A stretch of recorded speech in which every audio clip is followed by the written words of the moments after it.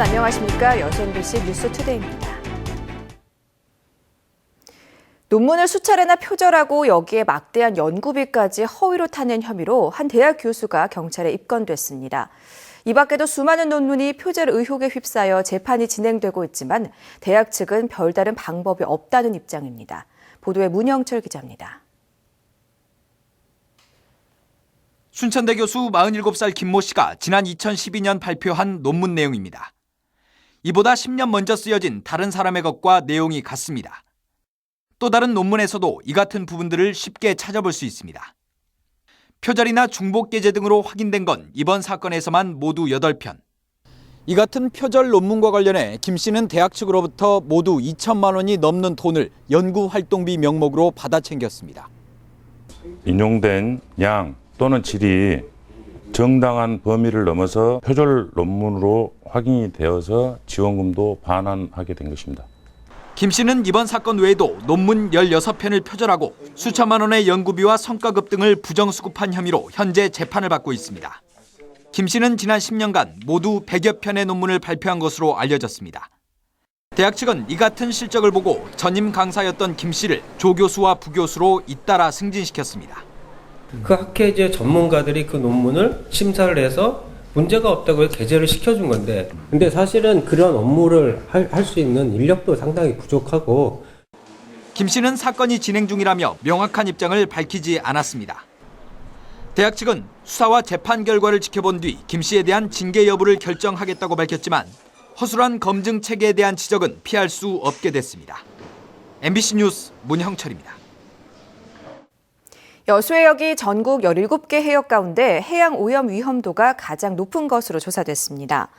국민안전처가 최근 발표한 해양 오염 위험도 조사 결과 여수가 20.3%로 가장 높고 울산과 부산 해역이 각각 17.9%와 17.1%로 그 다음을 차지하고 있습니다.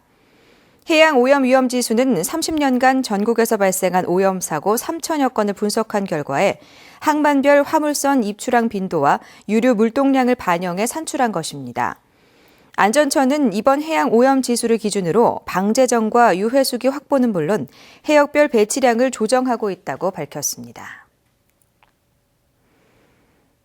연초 광양항의 컨테이너 화물 처리 실적이 호조세를 보이고 있습니다. 여수광양항만공사에 따르면 1분기 광양항에서 처리된 컨테이너 화물량은 57만 5,661TU로 전년 같은 기간에 비해 2.4%포인트가 늘어났습니다. 특히 환적 화물은 14만 2,453TU로 전년도에 비해 20%포인트 가까이 늘어 증가세를 주도한 것으로 나타났습니다. 항만공사는 환적 화물 물량이 늘고 여수산단의 화물 처리 비중이 높아지면서 연초 물동량이 인천항과 대등한 수준을 유지하고 있다고 밝혔습니다. 여수 원도심 일대가 테마거리로 잇따라 개발되면서 이곳을 찾는 관광객이 크게 늘고 있습니다. 원도심에는 이를 바탕으로 게스트하우스와 카페, 식당 등 골목 상권이 속속 형성되면서 원도심 활성화의 청신호가 되고 있습니다. 김종태 기자가 취재했습니다. 여수 엑스포장 인근 공화동 거리. 얼마 전까지만 해도 지저분하고 남루하던 골목이 말끔히 단장됐습니다. 젊은 관광객들이 묵을 게스트하우스들이 속속 들어서면서 낭만의 거리로 변했습니다. 엑스포장과 이순신 광장, 오동도로 있는 관광 동선에 위치해 주말이면 방구하기가 힘들 정도입니다. 관광객이 늘면서 게스트하우스 주변에는 여수만의 차별화된 맛을 느낄 수 있는 식당들도 성황입니다. 이 맛집은 옛 여수 사람들이 즐겨 먹던 밥상을 메뉴로 항상 외지 관광객들로 만원입니다. 게스트하우스나 식당 같은 것도 잘 돼 있고 교통수단도 잘 돼 있어서 젊은 분들도 와가지고 여행하시기에 불편함이 없는 것 같아요. 진남관과 이순신 광장 주변 골목 시장에도 소자본으로도 창업할 수 있는 브런치 가게들이 큰 폭으로 늘었습니다. 동백꽃을 본떠 수제 반죽으로 와플을 파는 가게는 물론 거북선 모양의 앙금빵을 만드는 곳도 인기 절정입니다. 이게 골목이잖아요. 그래서 일부러 찾지 않으면 여기가 좀 찾기가 어려운 동네거든요. 그래도 저한테 직접 전화를 걸어서 여기가 어디냐고 직접 여쭤보시고 찾아오시는 분들이 많아요. 여기에 멋진 해안 풍경을 조망할 수 있는 고소동 벽화마을에는 아기자기한 카페들이 들어서 멋스러움을 더하고 있습니다. 여수의 관광 트렌드에 맞춰 틈새 시장을 노린 원도심 골목 상권이 빠르게 형성되고 있는 것입니다. 여수 원도심 지역에 젊은 관광객들이 이렇게 많이 몰리면서 상권이 활성화되고 있고 거기에 따라서 자연스럽게 창업으로 연결되면서 원도심 상권이 활성화되고 있습니다. 주민이 떠나가는 원도심을 관광 자원화하며 다시 살기 좋은 터전으로 만드는 작업. 침체된 상권을 새로 살리는 일부터 시작되고 있습니다. MBC 뉴스 김종태입니다.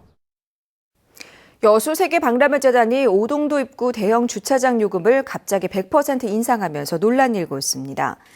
박람회재단은 지난해까지 관광버스 한 대당 5,000원을 받던 대형 주차장 주차요금을 최근 10,000원으로 100% 인상해 받고 있습니다.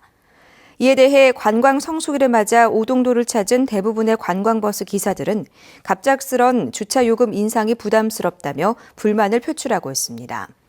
재단 측은 주차요금 현실화를 위한 용역 결과 요금 인상이 불가피하다고 밝히고 있지만 관광산업에 직접 영향을 미칠 주차장 요금을 여수시와 별다른 협의도 없이 인상한 것으로 알려져 빈축을 사고 있습니다. 공동체 사업 추진에 필요한 자금을 모금형으로 조달하는 이른바 크라우드 펀딩을 시군이 지원합니다. 행정자치부와 시군은 오는 29일까지 개인과 지역 공동체, 협동조합 등을 대상으로 참가자를 모집해 오는 6월 한 달 동안 SNS를 활용하는 크라우드 펀딩 대회를 개최합니다. 참가를 희망하는 개인이나 단체는 공익에 부합되는 창의적 사업 계획을 작성해 행자부나 시군 담당 부서에 제출하면 되는데 펀딩 자금은 1,000만 원 미만으로 제한됩니다. 총선이 끝나고 당내 주도 세력으로 자리 잡기 위한 호남 출신 당선자들의 움직임이 빨라지고 있습니다. 여야에서 지도부 선출 등을 앞두고 호남 출신 정치인들의 주가가 뛰고 있습니다. 김양훈 기자가 보도합니다. 호남에서 제1당으로 부상한 국민의당은 당권 경쟁을 놓고 벌써부터 경쟁이 뜨겁습니다. 광주 전남 지역 출신으로는 박지원, 박주선, 천정배 의원 등이 거론되고 있습니다. 모두 잠재적 대권 주자라는 점에서 앞으로 행보에도 관심이 모아지고 있습니다.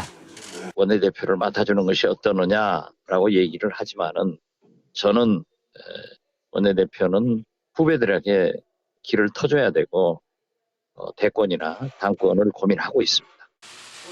더불어민주당 역시 호남 출신 중진 인사들의 당권 도전이 잇따를 것으로 보입니다. 호남 지역 국회의원이 이계호 의원 등 3명으로 줄면서 이들의 입지도 커지고 있습니다.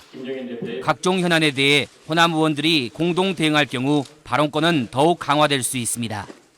호남권 의원 협의체를 구성을 해서 이 지역의 절절한 여망들 그리고 지역민들의 소망들을 중앙 정치권에 전달하는 창구 역할을.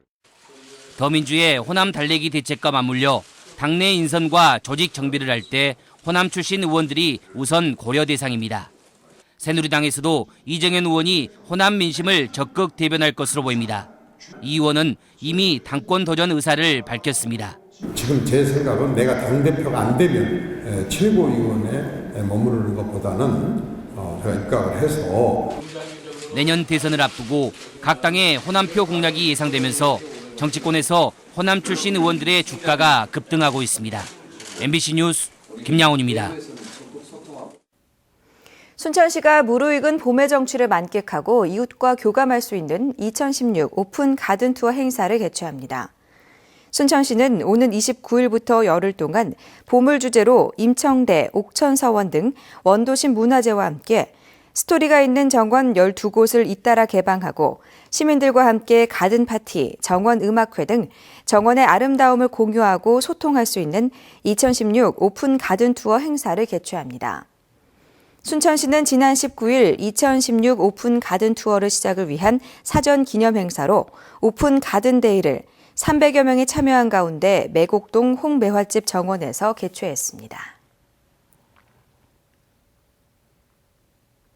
GS칼텍스 사회공헌 사업인 예울마루 기부 체납 시한이 한 달도 남지 않은 상황에서 예울마루 운영 문제가 관심사로 떠오르고 있습니다. GS칼텍스에 따르면 예울마루를 여수시에 기부 체납하기로 한 시한이 다음 달 9일로 다가옴에 따라 여수시와 기부 체납 문제를 지속적으로 논의하고 있습니다. 여수시는 현재 예울마루 기부 체납은 받되 운영은 GS칼텍스에 위탁하고 운영 예산을 여수시와 GS가 절반씩 부담하는 것으로 입장을 정리하고 있습니다. 하지만 시의회는 이에 대해 장도 개발이 마무리되지 않은 상태에서 GS로부터 기부 체납을 받는 것은 시기상조라며 반대 입장을 보여 합의점을 찾기가 쉽지는 않은 상황입니다.